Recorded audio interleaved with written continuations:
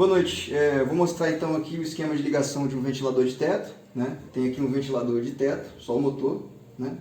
E tem aqui o diagrama de ligação. Bom, o motor do ventilador de teto é basicamente um motor de indução monofásico, então ele é aquele tipo de motor que precisa de um capacitor para poder dar partida, né? Para poder funcionar. Então, no esquema de ligação é o seguinte, eu tenho aqui em cima a nossa linha de fase, aqui no meio o neutro e aqui embaixo o terra, né? Aqui é a tampa da nossa caixinha de passagem, onde vão estar as conexões de controle do motor, né, do ventilador de teto. E aqui é o motor propriamente dito, né? Então, no motor, o que vai acontecer? Eu tenho 4 cabos saindo do motor, né? Esses 4 cabos aqui, ó. Um sai daqui, o outro sai daqui, outro aqui e outro aqui. Esses 4 cabos estão aqui, ó. São esses 4 cabos aqui, ó. Tem um cabo verde, um cabo branco, 2 cabos pretos, certo? No caso, o cabo verde é o cabo do terra. Ele está conectado na carcaça metálica do motor, né? Vou demonstrar isso aqui usando um multímetro com teste de continuidade, certo? Vamos lá. Vou botar um polo aqui no cabo verde, né? E outro polo na carcaça metálica, certo? Em alguns pontos aqui ele pode ferir a tinta e ele dá um contato. Beleza? Então, o cabinho verde está conectado na carcaça metálica. Que está representado aqui, ó. Esse cabo aqui que está ligado na carcaça do motor e ele liga no terra, certo? É o aterramento do motor. Os outros 3 cabos, desculpa, um vai conectar aqui no neutro, tá vendo? É o cabo que sai aqui do meio, conecta no neutro, e os outros 2 cabos vão lá para a caixinha de ligação, certo? O cabo, no caso desse motor aqui, ele tem 2 enrolamentos, ele tem 2 bobinas, ele tem uma bobina aqui, outra bobina aqui, e elas se encontram no ponto central. Quando elas se encontram no ponto central, esse cabo que sai daqui vai conectar no neutro, ou seja, o neutro conecta no ponto central. Os outros 2 pontos, os outros 2 lados aqui, vão ser conectados à fase, um deles é conectado à fase, né?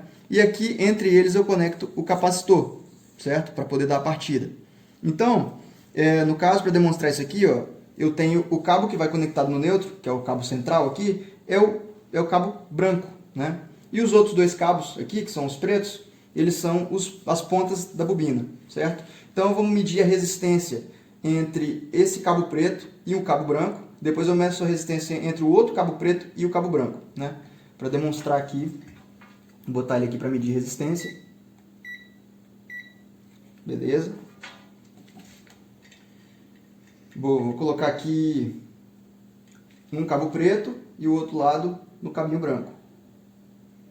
Deu aqui uma resistência de 89,90 ohms, beleza?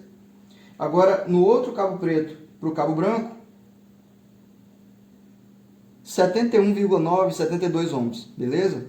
Então, entre esse ponto e esse ponto eu tenho 90 ohms. E entre esse ponto e esse ponto eu tenho 72 ohms. Então, se eu medir entre os 2 cabos pretos, eu espero encontrar uma resistência, né, igual a soma, ou seja, 90 mais 72 dá uns 162 mais ou menos, né? Então, eu vou medir a resistência entre os 2 cabos pretos aqui, ó. Exatamente o que eu encontro, ó. 162, 163. Então, é exatamente essa a forma de ligação do motor, certo? Vou demonstrar aqui agora como é que se faz a ligação na caixinha, beleza? Então, o que acontece? Quando eu tenho um motor de indução monofásico, ele precisa do capacitor, porque se eu colocasse apenas uma bobina para funcionar, eu teria um campo magnético lá dentro do motor, um campo magnético que simplesmente oscila, ele não gira, ele simplesmente oscila, ele cresce para um lado, depois ele vai a zero, depois ele cresce para o outro lado, e aí o rotor não consegue, você não tem um campo girante, então o motor não vai seguir um campo girante, ele não vai girar, ele não vai dar partida. Agora, quando eu coloco uma segunda bobina auxiliar e coloco a fase alimentando essa bobina também, a mesma fase, não é uma fase 120 graus defasada em relação à primeira, porém eu coloco um capacitor em série com a segunda fase, eu vou ter uma corrente que passa por essa segunda bobina,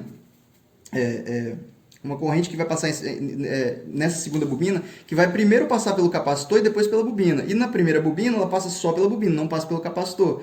Então eu tenho uma corrente defasada em cada bobina. e aí isso cria um campo magnético que ele tende a ter alguma rotação, e aí o rotor começa a girar. Por isso que eu preciso do capacitor para dar partida no meu motor. Então, o ponto central eu ligo no neutro, e aí, dependendo de se eu ligar a fase aqui, por exemplo, ó, se eu ligar a fase no pino de cima, o que vai acontecer? Vai passar a corrente nesse sentido aqui, ó, diretamente pela bobina para o neutro, certo? E o outro caminho seria ela passar primeiro pelo capacitor, depois pela outra bobina para o neutro. Então, um dos caminhos ela passa só pela bobina, no outro caminho ela passa pelo capacitor e pela bobina. Então, a corrente que vai para cá e a corrente que vai para cá são defasadas uma em relação à outra, né? Isso gera aquele campo girante lá dentro. Se eu pegar e trocar a fase de lugar, ao invés de ligar a fase aqui, eu ligo ela aqui, a corrente vai passar por essa bobina aqui, só pela bobina, e no outro caminho ela passa primeiro pelo capacitor e depois pela bobina. Então agora eu inverto o sentido de giro do campo lá dentro, e aí assim eu inverto o sentido de giro do motor, né? E aí, como é que é feita a ligação aqui? Na caixinha lá de controle, o que eu tenho? Eu tenho um interruptor para ligar e desligar o motor. Desse interruptor eu ligo num dimerizador para poder controlar a velocidade do motor, né? Controlo a potência que entrega a ele.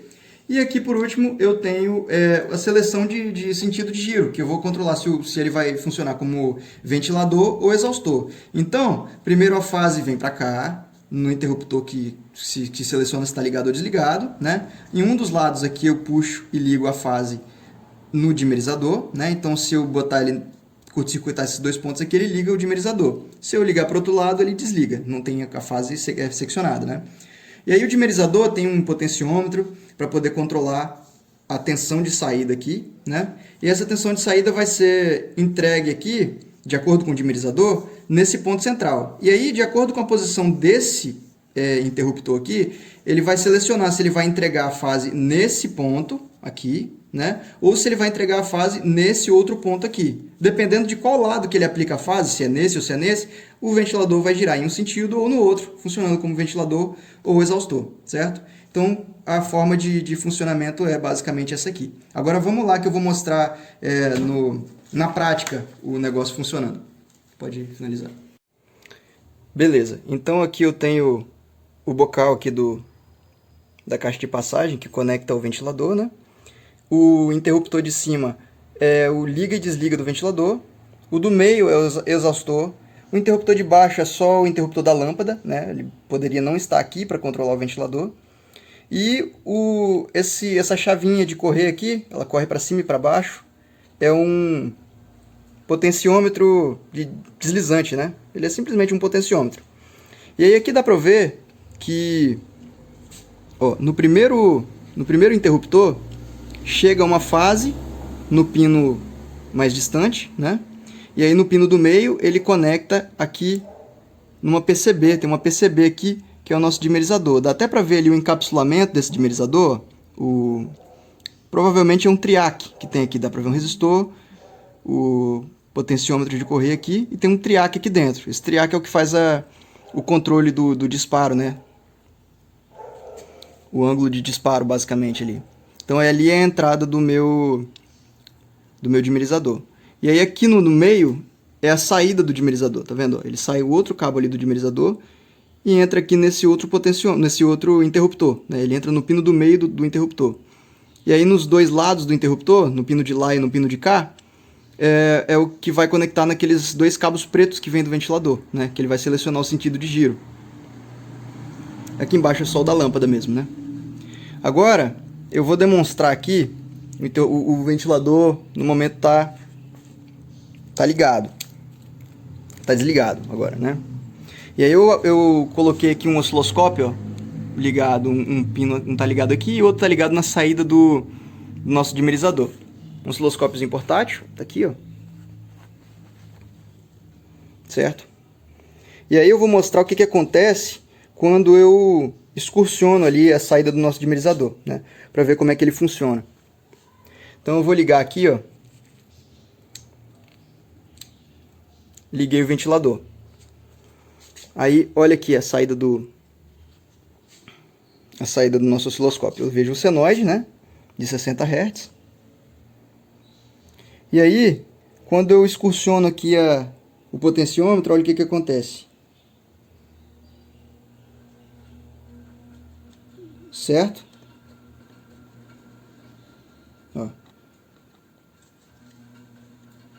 Estou excursionando aqui, ele entrega ou a potência total, ou uma potência muito baixa, que não é suficiente para fazer o ventilador ligar, e aí ele permanece desligado. Então, o nosso dimerizador é um dimerizador que utiliza um circuito com triac, né, que faz aquele controle de ângulo de disparo para entregar potência para o ventilador. Então, funciona dessa forma.